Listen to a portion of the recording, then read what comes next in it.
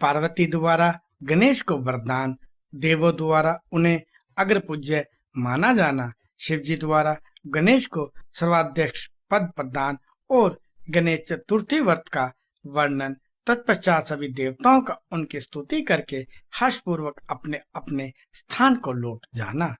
ब्रह्मा जी कहते हैं, मुने, जब विकृत स्वरूप वाले गिरजापुत्र गजानन विरक्ता रहित होकर जीवित हो उठे, तब गणनायक देवों ने उनका अभिषेक किया। अपने पुत्र को देखकर पार्वती देवी आनंदमग्न हो गई और उन्होंने हर्षित रेख से उस बालक को दोनों हाथों से पकड़कर छाती से लगा लिया।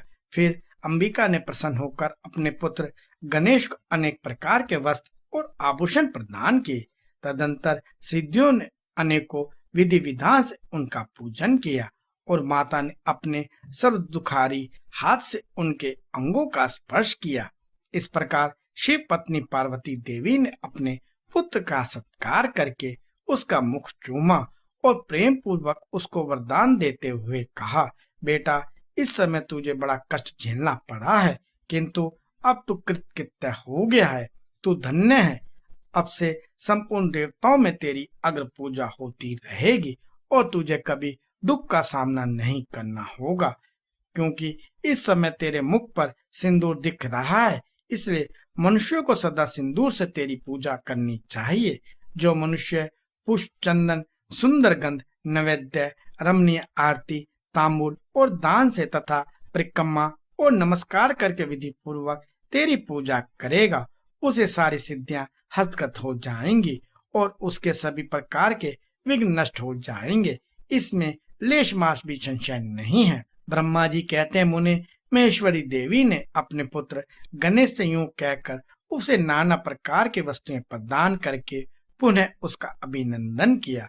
विप्र तब गिरजा की कृपा से उसी क्षण देवताओं और शिव गणों का मन विशेष रूप से शांत हो गया।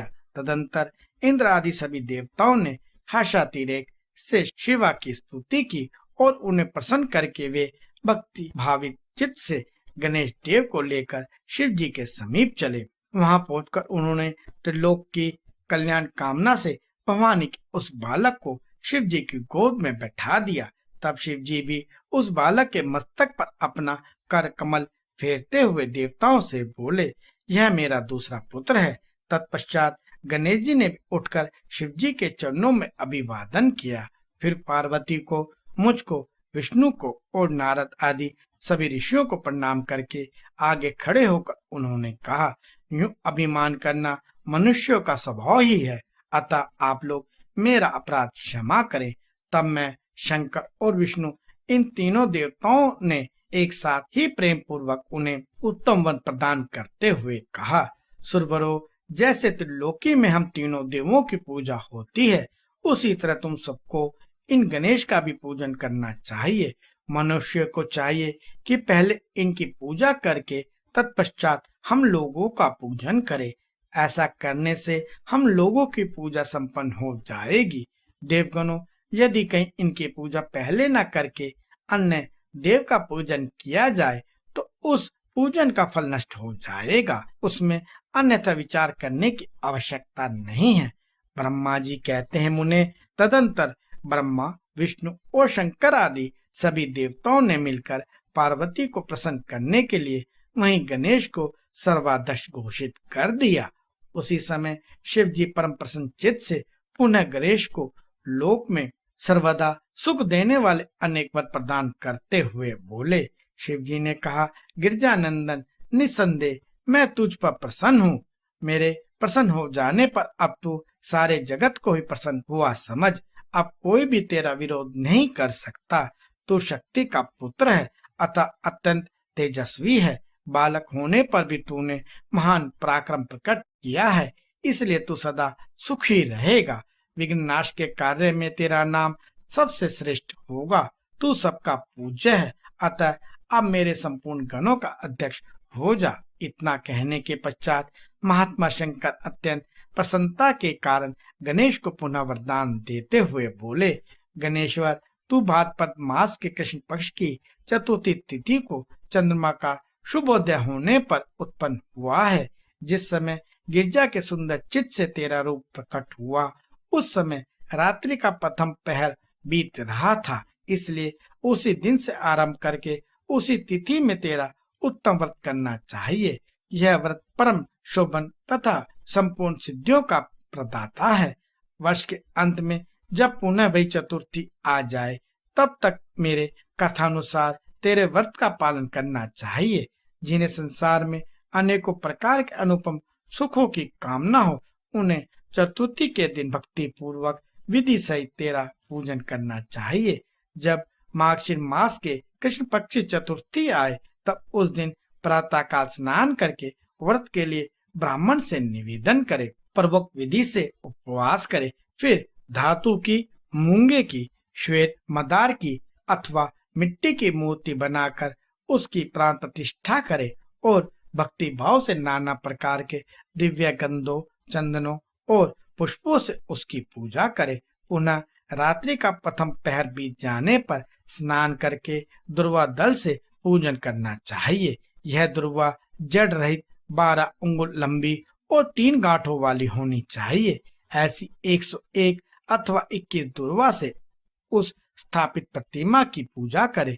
तत्पश्चात धूप, दीप, अनेक प्रकार के नैवेद्य, तांबूल, अर्घ और उत्तम उत्तम पदार्थों द्वारा गणेश की पूजा करे और स्तवन करके उसके आगे प्रणिपात करे। यूं गणेश की पूजा करने के पश्चात बाल चंद्रमा का पूजन करे। तत्पश्चात हर्ष पूर्वक ब्राह्मणों की पूजा करके उन्हें मिष्ठान का भोजन कराए। उनका भोजन कर लेने के बाद स्वयं भी नमक रहित मिष्ठान का ही प्रसाद पाए। फिर गणेश का स्मरण करके अपने सभी नियमों का विसर्जन कर दे। इस प्रकार करने से वह शुभ व्रत पूर्ण होता है। बेटा, यूं व्रत करते करते जब वर्ष पूर्ण हो जाए, तब व्रती मनुष्य को चाहिए कि वह व्रत की पूर्ति के लिए व्रतोद्यापन कार्य भी संपन्न करे। इसमें मेरे आज्ञानुसार 12 ब्राह्मणों को भोजन कराना चाहिए। व्रती को चाहिए कि वह एक कलश स्थापित करके उस पर तेरी मूर्ति की पूजा करे। तत्पश्चात वेद विधि के अनुसार वेदी का निर्माण करके उस पर अष्टदल कमल बनाए। फिर उसी पर धन की कंजूसी छोड़कर हवन करे।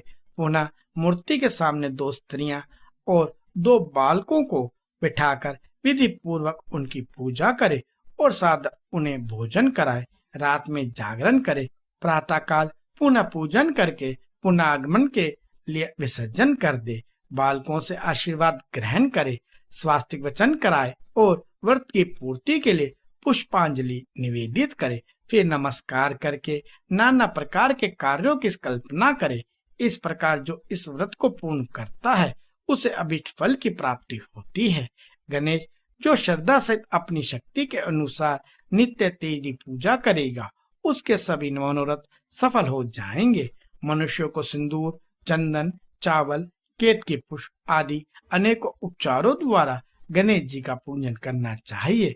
यूं जो लोग नाना प्रकार के उपचारों से भक्ति पूर्वक तेरी पूजा करेंगे, उनके विघ्नों का सदा के लिए नाश हो जाएगा और उनकी कार्य सिद्धि होती रहेगी। सभी वर्ण के लोगों को, विशेषकर स्त्रियों को यह पूजन अवश्य करनी चाहिए तथा अभ्युदय की कामना करने वाले राजाओं के लिए भी यह व्रत अवश्य कर्तव्य है।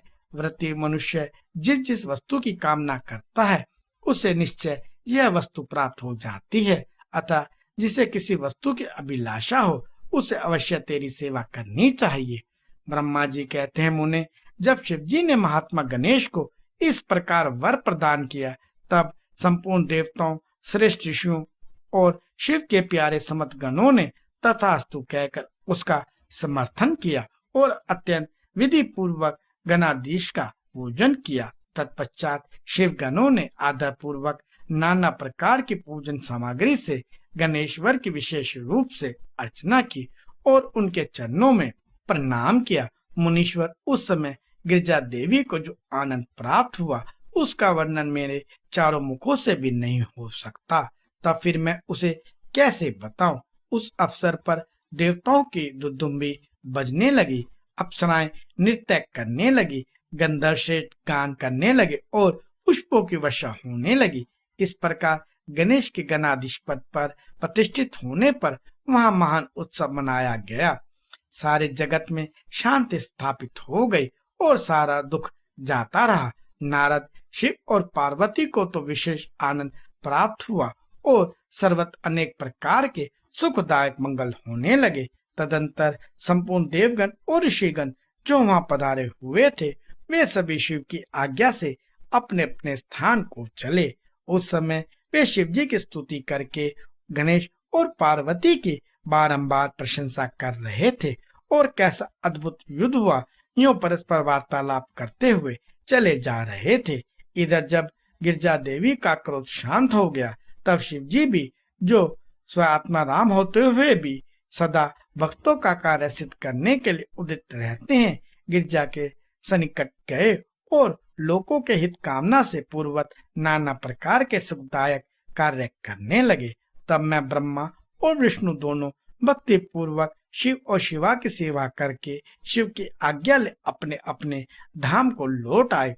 जो मनुष्य जितेंद्रिय होकर इस परम मांगलिक आख्यान को श्रवण करता है, वह संपूर्ण मंगलों का भागी होकर मंगल भवन हो जाता है। इसके श्रवण से पुत्रहीन को पुत्र की, निर्धन को धन की, भायार्थी को भार्य की, प्रजार्थी को प्रजा की, रोगी को आरोग्य की और अभागे को सौभाग्य की प्राप्ति होती है। जिस स्त्री का पुत्र और धन नष्ट हो गया हो और पति प्रदेश चला गया हो, उसे उसके पति मिल जाता है। जो शोक सागर में डूब रहा हो, वह इसके श्रवण से निसंदेह शोक रहित हो जाता है। यह गणेश चरित संबंधी ग्रंथ जिसके घर में सदा वर्तमान रहता है, वह मंगल संपन्न होता है। इसमें तनिक भी संशय की गुंजाइश नहीं है। जो यात्रा के अवसर अथवा किसी भी पुण्य पर्व पर इसे मन लगाकर सुनता है, वह श्री गणेश की कृपा से संपूर्ण अभिष्ट फल प्राप्त कर लेता है।